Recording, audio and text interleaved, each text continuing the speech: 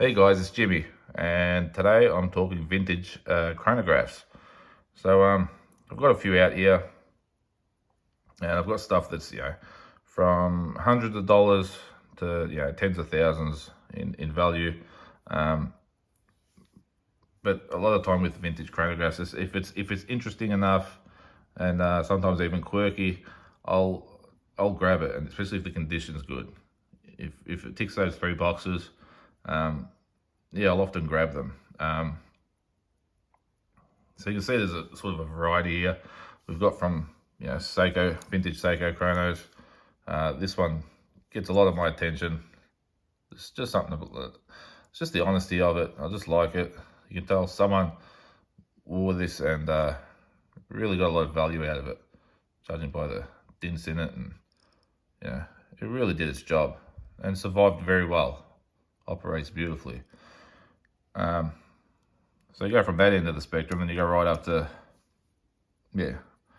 my Grail sort of piece, which is my Daytona. So it's a 6265 Big Red from my birth year, which is pretty cool. That's 1977. And it's got like I'd say 90% full set. Can't ask for better. That's the top end of my vintage chronographs, and then somewhere beneath that is my speedies. So my manual wind speedies. On the left, we've got the 1967. On the right, 1968. They'll look very similar. On the left hand side, we've got the Lamania movement. On the right hand side, it's a transitional piece.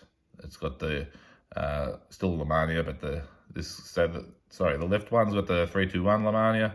The right's got the 861 Lamania. And very subtle differences. I mean, the chronograph hands are different. Otherwise, the dials are the same. They're both long index dials, both applied logos, as you can see there. Both got the little chrome logos. Both dot over 90s. Case manufacturer is the same for both of these.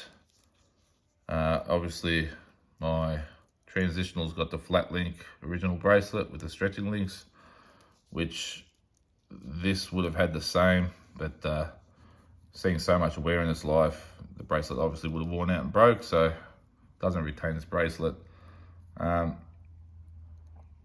Now, the reason I was making this video, I was thinking to myself, like with vintage chronographs, I always run to my Amigas. There's something about them there. To me, they're a better watch than the Daytona. I'm talking vintage, not new. But funnily enough, if I was forced to have to choose one to keep and one to lose, I'd probably let the Amiga go, just because of the value of the Rolex. They keep creeping up, whereas the Amiga is sort of not really doing anything at the moment. They're just sort of sitting steady. So I'd make that decision based on like a financial decision, rather than what I actually like better. But the Amiga I do like better, not just because this one is such good condition. Even if I hold my let me just put this down carefully, I don't want to scratch it. There we go. Even if I grab this one that's had one hell of a hard life, as you can see,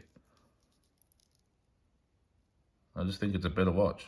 I know it's got a better movement. I believe the Lamania is far better than the Valjoux that's in this thing. That's my opinion. I'm not a watchmaker, but just by wearing them and winding them and running the chronographs, I really believe that this is better. But hey, this is a Big Red, and it's got a big following, and I'd find it hard to let this go, even though I never wear this thing.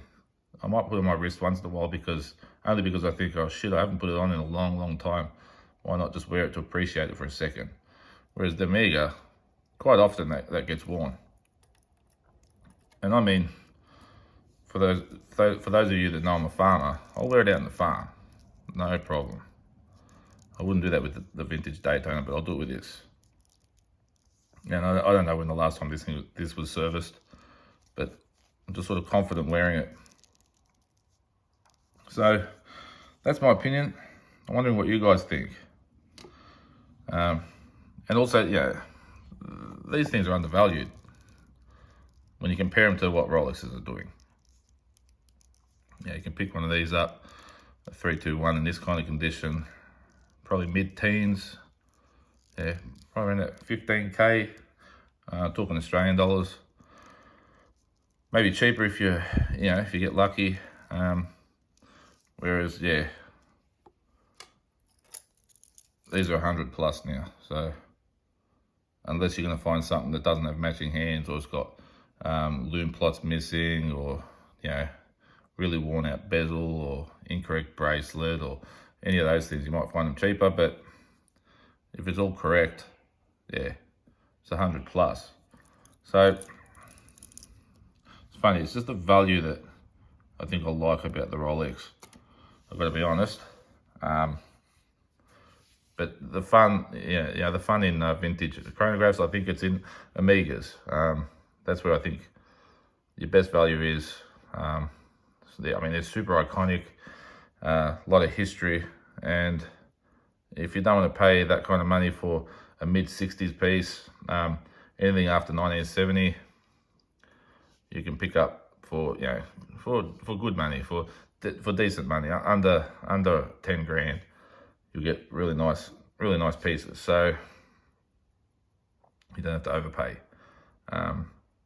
Yeah, that's about all, guys. I just wanted to discuss that because it was on my mind. And I'm wearing my Submariner, my new sub. Cool watch. You don't need it. You really don't need the date. As much as I always say that I'm lost without having the date on there when I'm at work every day, and you might be writing out dockets or things, and I'll forget the date 10 times a day. I don't retain that information. But you pull your phone out of your pocket and check it there, or if you've got a calendar on the wall, whatever. But it's cool. It's just the symmetry is just spot on. It's getting a bit nerdy, but if I had a date version with me right now to put beside it, you just can't compare them. Anyway, guys, that's it for today.